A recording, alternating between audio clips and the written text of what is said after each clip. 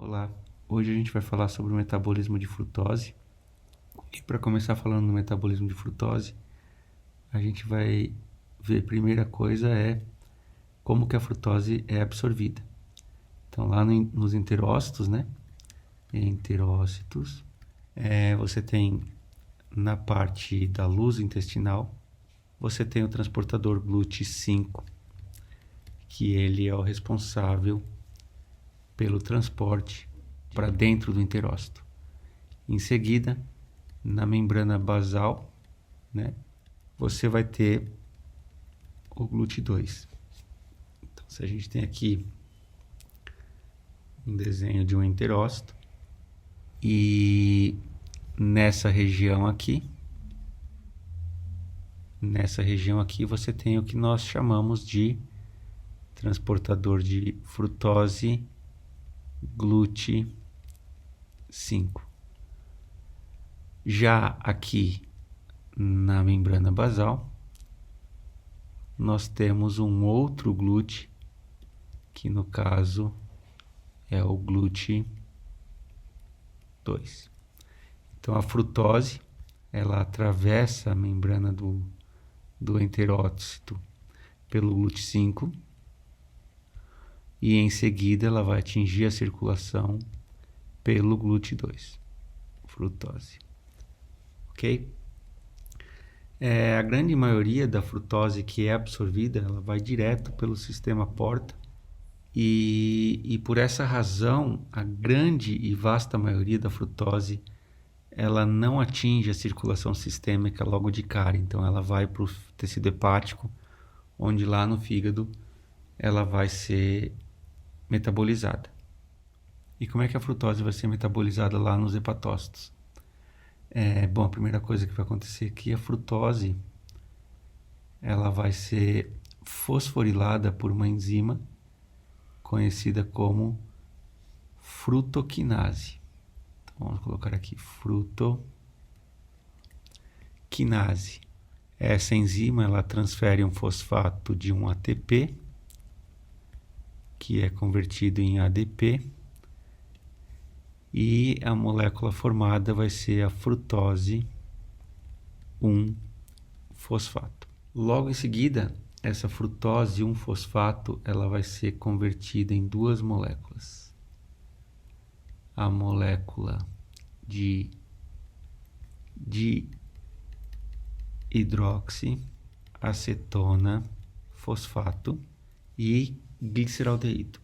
Esse gliceraldeído, por sua vez, ele passará a ser gliceraldeído 3-fosfato pela ação de uma outra enzima chamada gliceraldeído quinase. E sendo uma quinase, o fosfato do gliceraldeído ele vem de um ATP. A enzima que quebra essa molécula de frutose em duas trioses, né? Ela é a mesma enzima lá da via glicolítica, é a aldolase, certo? Então nós temos aqui o metabolismo da frutose no tecido hepático, sendo mediado por basicamente três enzimas: a frutoquinase, a aldolase e a gliceraldeído quinase. E o que é importante vocês perceberem nesse momento é que a frutose, ela entra no metabolismo humano diretamente como dihidroxiacetona fosfato e gliceraldeído 3-fosfato.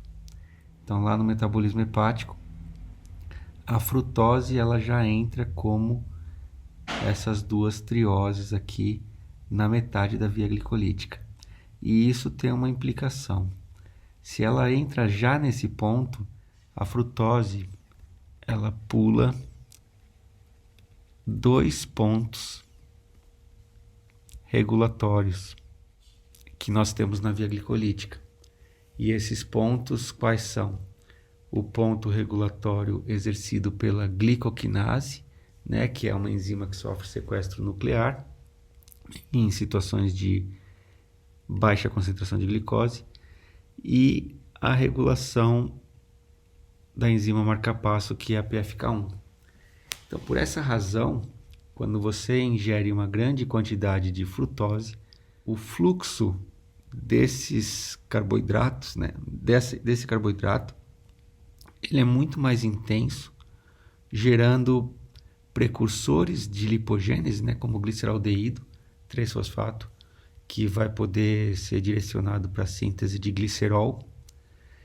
E o glicerol, ele é o precursor de triacilglicerol, né, que é o triglicerídeo.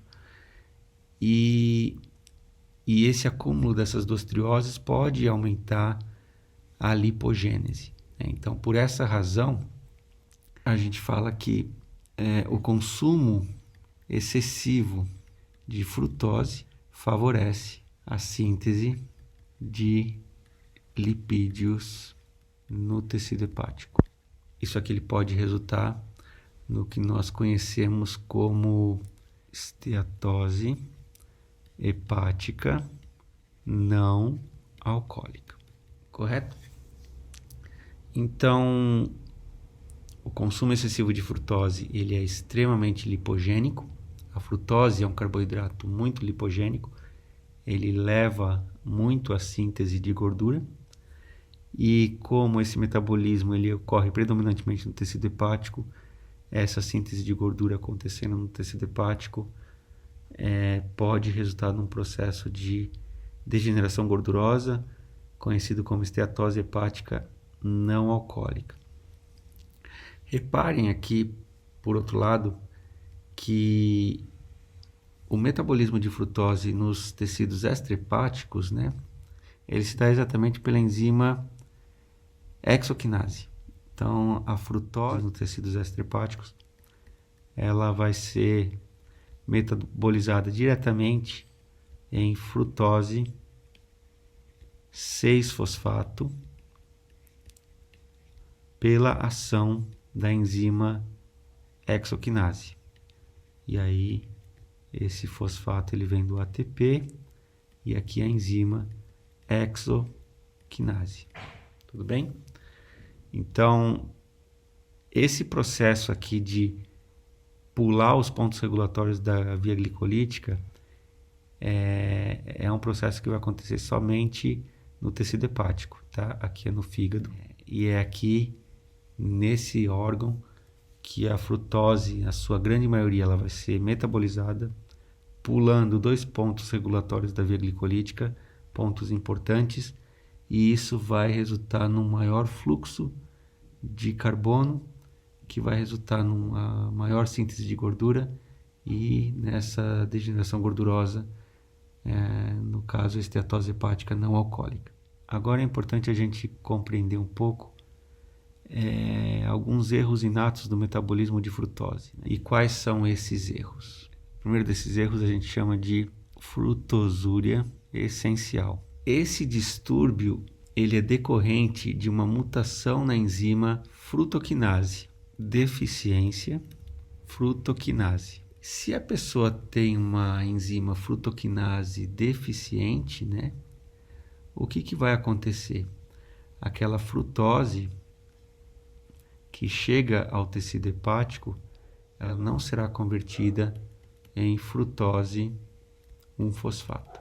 E a consequência é que você vai ter um excesso de frutose ou uma alta concentração de frutose na circulação, né? Então, esse daqui é basicamente o problema que vai acontecer de imediato. Então, dentre os erros inatos do metabolismo de frutose, a frutosúria essencial é relativamente benigno. Tudo bem? Um outro erro inato do metabolismo de frutose que a gente vai falar, ele se refere ao que nós conhecemos como intolerância hereditária à frutose.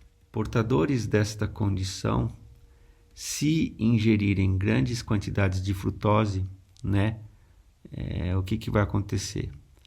Você vai ter como principais sinais e sintomas hipoglicemia severa após consumo de frutose. Você vai ter um processo de lesão hepática. E por que esses problemas acontecem? Basicamente porque a pessoa que tem essa condição, ela é o resultado de uma mutação ou que a gente chama de deficiência de aldolase. Então, o portador dessa condição, ele consegue sim converter frutose em frutose 1-fosfato pela ação da enzima frutoquinase lá no tecido hepático. Aqui você gasta um ATP, só que essa molécula ela não consegue prosseguir na via.